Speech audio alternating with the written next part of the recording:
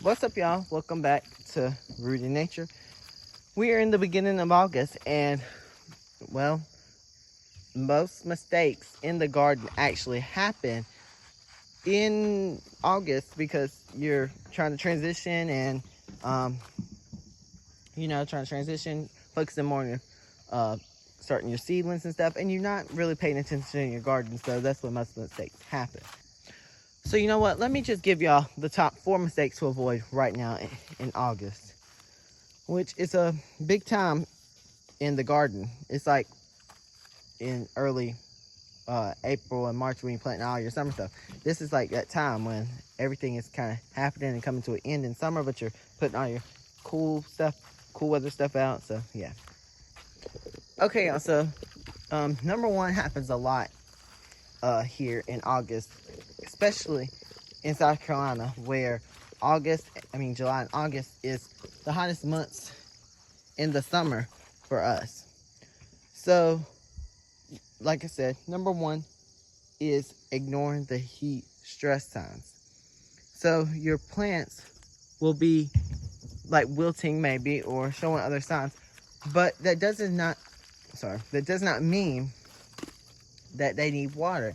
Actually, that could damage them because, let's see, when your plants are, wilting and stuff, that is their instinct to do that, or like their natural thing to do, because they're protecting themselves. They're not standing up and keeping all that moisture in their leaves so they can get burned. So they're wilting so they won't get burned.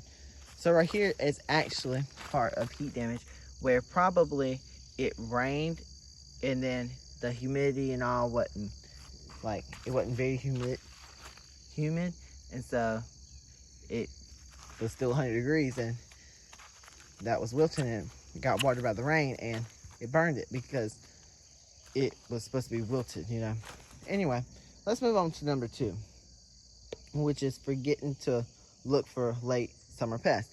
Actually, over here, I just saw one, okay? So, before I go over there, though, I just want to say, most people think, cabbage worms and aphids, which are like some of the things people are not looking for right now when they plant out their brassicas and stuff.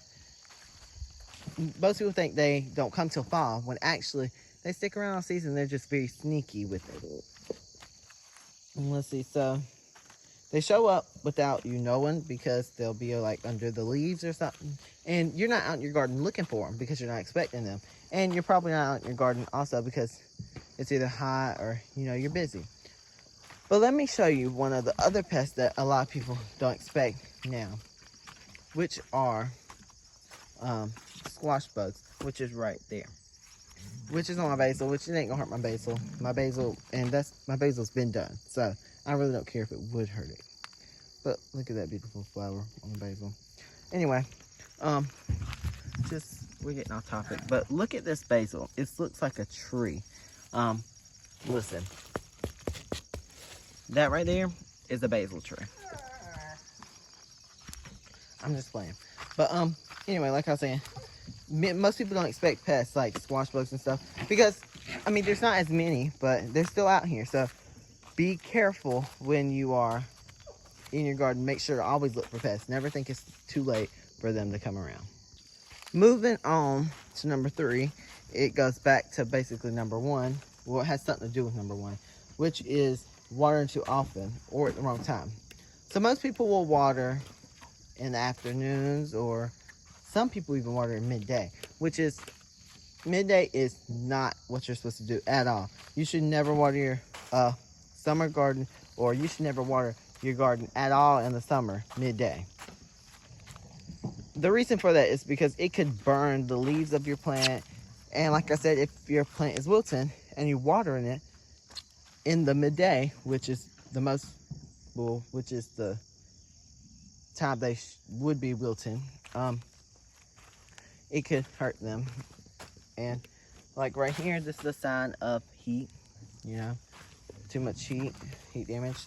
That goes to number 1. But so watering too often, which means you water it every single day. You shouldn't water every single day shallow, because you know what? You don't want them roots at the top of your soil.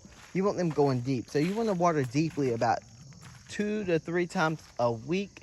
And when I mean water deeply, I mean water deeply. Anyway, so yeah, like I was saying, I haven't been out here because it's been storming, and so y'all might see a lot of things that need to be harvested. There will be a video on that soon. Let's see. So watering too often, like I said, you want them roots to go down deep so they will pull the nutrient out of the ground and put them into the plant, which will produce you beautiful peppers and, you know, cucumbers and a lot of that. Now let's move on to 4. Letting your overgrown crops or crops that looks bad, like this right here, stay in the ground. This shouldn't be here, but I don't have nothing to put here, so I'm letting it stay. But you could plant something else here and get more of harvest. But I don't want to put nothing there. I have a lot of open holes in my garden right now because I can't find nothing to fill it up with. Because I have a whole green bean bed, and I really, really do not like putting green beans in here because I don't like planting green beans that far apart because I feel like that's just wasting space when I could put, you know, a cucumber plant there. But at the same time, I have a whole 2 rows of cucumbers. So, and those are 50 foot. So, yeah. Anyway, so letting them stay. First of all, like my tomatoes, I don't know if y'all have been here with me. I had my tomatoes. But the tomatoes, they stayed and they were just taking up nutrients from the soil basically because they weren't producing as much as they could if I had replaced them. So that's basically number 4. Anyway, y'all, that right there is 4 mistakes to avoid in August. And so yeah, hope y'all enjoyed this video. Hope y'all enjoyed hearing my dogs as well. No, just kidding. I hope y'all enjoyed this video. If you did, don't forget to like, share, and subscribe. Comment if you have any questions, suggestions, or anything else to say. And I will see y'all on the next one. Bye, y'all.